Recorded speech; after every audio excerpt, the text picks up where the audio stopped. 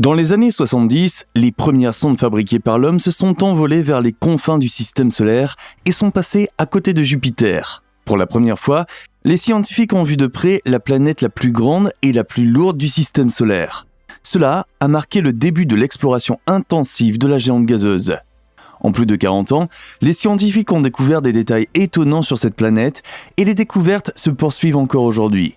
Récemment, une étude a été publiée qui pourrait signifier l'inimaginable pour nous, sur Terre. Vous apprendrez dans cette vidéo de quoi il s'agit et quels sont les dangers qui émanent de Jupiter. Mais avant de commencer par un aperçu des gigantesques succès de l'exploration de Jupiter, nous aimerions vous inviter à vous abonner à notre chaîne et à activer la cloche de notification. Ainsi, vous ne manquerez plus jamais une nouvelle vidéo. Si vous avez aimé cette vidéo, nous serions heureux de recevoir un j'aime.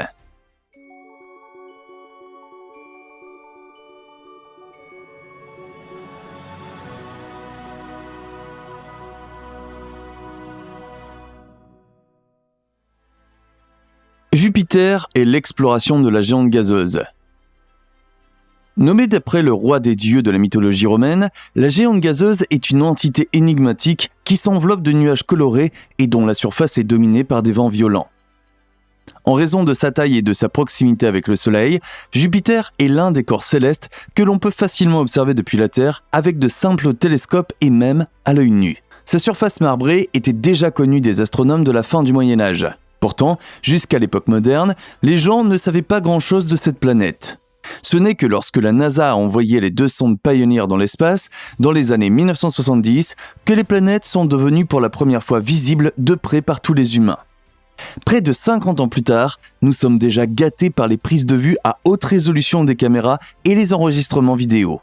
Mais dans les années 70, ces images floues constituaient une étape importante dans l'exploration de l'espace et de la géante gazeuse Jupiter. Pioneer 10 a transmis par radio les premières images de Jupiter le 3 mars 1972 et le vaisseau jumeau Pioneer 11 a atteint la géante gazeuse le 2 décembre 1974 avant de se diriger vers Saturne. À la fin des années 70, la NASA a de nouveau lancé une sonde jumelle. Voyager 1 s'est approché à 280 000 km de Jupiter en mars 1979, prenant près de 19 000 images. Les plus grandes lunes de Jupiter, comme Io, ont été visibles pour la première fois sur cette série d'images. En 1979, Voyager 2 a envoyé un véritable flot de données depuis Jupiter, a découvert 22 nouvelles lunes et a été la première sonde à photographier de près la Lune Europe. Voyager 2 a découvert un total de 22 nouvelles lunes et un système d'anneaux similaire à celui de Saturne, mais beaucoup plus fin, lors de son survol de Jupiter en 1979. Dans les années 90, la technologie était beaucoup plus avancée et la sonde Ulysse, qui était en route vers le Soleil, a photographié la géante gazeuse au cours d'une manœuvre d'approche à une distance de 450 000 km. Galileo a été la première sonde construite exclusivement pour explorer Jupiter.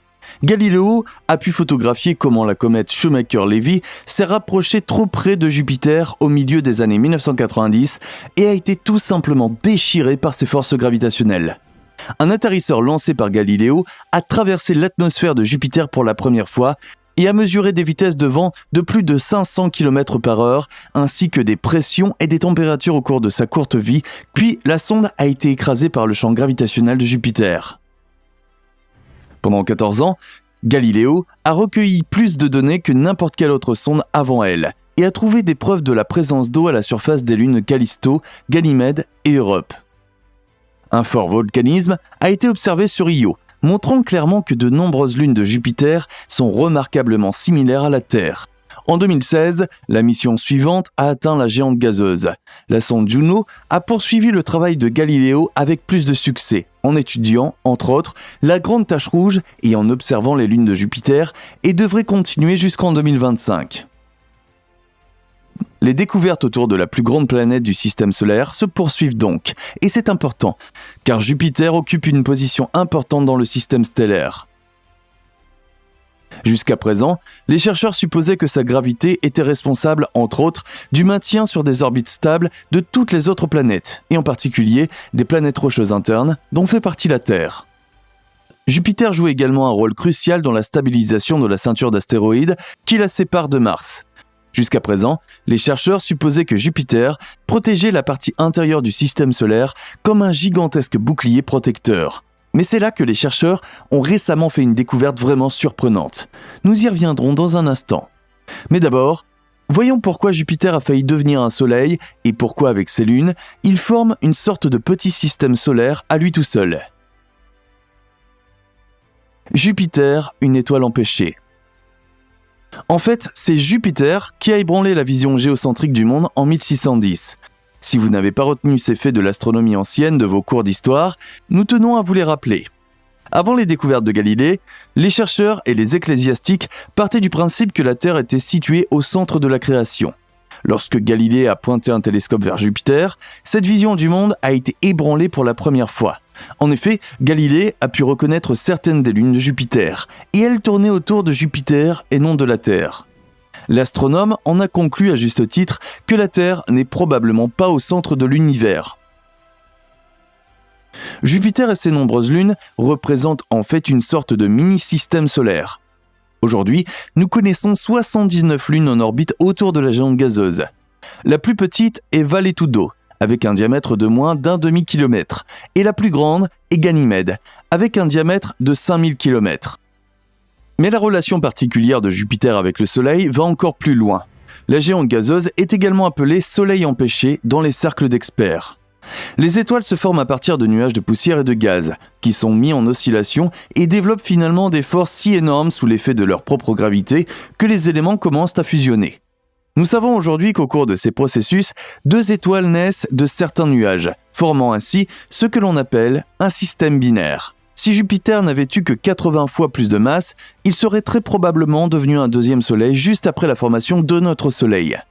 Le facteur 80 est en fait une bagatelle à l'échelle cosmique, mais il est suffisant pour former non pas une autre étoile, mais seulement une gigantesque planète gazeuse.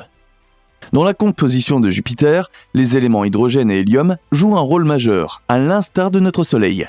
Si Jupiter avait été 80 fois plus grande, sa masse aurait été suffisante pour déclencher la fusion de ces deux éléments. Sous l'effet d'une chaleur et d'une pression extrême, les atomes d'hydrogène auraient alors fusionné entre eux, produisant de l'hélium. C'est d'ailleurs ce processus qui produit la lumière et la chaleur indispensables à la vie. Jupiter n'est cependant pas devenu un soleil, mais une planète. Ces chiffres, ces dates et ces faits montrent à quel point certains processus de l'univers peuvent être à la fois proches et lointains. Il est probable que notre système solaire serait complètement différent aujourd'hui si Jupiter était devenu une deuxième étoile. Mais Jupiter a pris à sa manière une place importante dans le système stellaire. Tout comme le dieu incarne le patron de tous les autres dieux, Jupiter est en quelque sorte le père de toutes les planètes. La masse de la planète gazeuse est si importante que tous les autres corps du système solaire, qu'il s'agisse d'une planète rocheuse ou gazeuse, d'un astéroïde, d'une comète ou d'un tas de gravats, trouveraient facilement leur place dans Jupiter, et même là, la moitié de sa masse ne serait pas remplie. Jupiter est donc un véritable poids lourd, et c'est probablement grâce à cette propriété que les orbites des autres planètes du système solaire ont pu être stabilisées relativement tôt.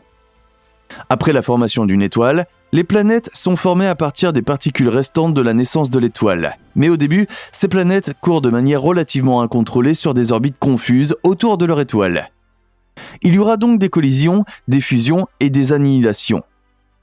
Mais la gravité de Jupiter a dû rapidement assurer la paix et l'ordre de notre système. Aujourd'hui, les chercheurs y voient l'une des raisons pour lesquelles la vie a pu se développer sur Terre pendant plusieurs millions d'années. Bien que la planète ne soit pas considérée comme la frontière officielle entre les planètes intérieures et extérieures, ce rôle est dévolu à Saturne, Jupiter joue néanmoins un rôle très particulier à son poste. Avec Mars, elle semble contrôler la ceinture d'astéroïdes. Cela signifie que la gravité des deux planètes veille à ce que quelques 600 000 objets, dont la taille varie de celle d'un caillou à celle d'un astéroïde de plusieurs kilomètres de diamètre, restent à leur poste et ne traversent pas le système solaire comme des projectiles incontrôlés et mortels. C'est du moins ce que les astronomes terrestres ont longtemps supposé, jusqu'à ce qu'une étude récente et alarmante révèle quelque chose de tout à fait différent. Jupiter, bénédiction ou danger ? Jupiter est plus lourd que 2 fois la masse de toutes les autres planètes du système solaire, ce qui lui confère une force gravitationnelle inhabituelle. C'est précisément cette attraction qui, selon les chercheurs, maintient en place les corps de la ceinture d'astéroïdes située entre la géante gazeuse et Mars. La ceinture d'astéroïdes compte plusieurs milliers d'objets dont la taille suffirait à déclencher une apocalypse sur Terre, comme celle qui a complètement détruit le monde des dinosaures il y a plus de 60 millions d'années. Si Jupiter avait la taille d'un ballon de football, la Terre aurait la taille d'un simple grain de raisin. En raison de son énorme gravité, Jupiter lie les roches à sa gravité et les empêche de se précipiter librement vers la Terre, Mars, Vénus ou Mercure. Mais il existe un autre effet de l'extrême gravité de Jupiter que les scientifiques connaissent bien, et qu'ils exploitent même à leur avantage, mais qu'ils ont jusqu'à présent complètement sous-estimé en ce qui concerne les astéroïdes et les comètes. Les manœuvres d'approche sont des éléments des vols spatiaux qui utilisent l'attraction gravitationnelle des planètes pour accélérer ou décélérer les engins spatiaux. Lorsqu'un vaisseau spatial plus léger passe à proximité d'un corps céleste beaucoup plus lourd, le corps plus léger absorbe l'énergie du corps plus lourd. Cela modifie à la fois la vitesse et la direction du vol des corps qui s'approchent du corps gravitationnellement plus fort. Il a donc été démontré que cet effet s'applique à certains astéroïdes et comètes qui s'approchent de Jupiter. Au lieu de nous protéger de l'impact des projectiles, la force de Jupiter peut alors se retourner contre nous, et la géante gazeuse projette virtuellement les astéroïdes dans notre direction au lieu de nous en protéger. Jonathan Horner, de l'Open University de la ville britannique de Milton Keynes, a découvert en 2010 que Jupiter est à la fois protection et malédiction. Le plus étonnant dans cette étude, c'est que le rapport entre protection et menace était d'environ 50-50. Les affirmations sur le rôle de Jupiter dans la protection de la Terre doivent être considérées comme plus que douteuses. Jupiter nous protège principalement des corps de la ceinture d'astéroïdes située entre sa position et Mars. Mais les astéroïdes et les comètes qui pénètrent à l'intérieur de la Terre depuis les orbites les plus éloignées du système solaire, et en particulier la ceinture de Kuiper, peuvent subir une énorme accélération de la part de la géante gazeuse et devenir une menace mortelle pour nous. Dites-nous maintenant ce que vous pensez de plus de 40 ans d'exploration de Jupiter et de son rôle dans la menace des astéroïdes. Nous nous réjouissons de vos contributions et de vos discussions dans les commentaires, et espérons vous revoir bientôt sur The Simply Space.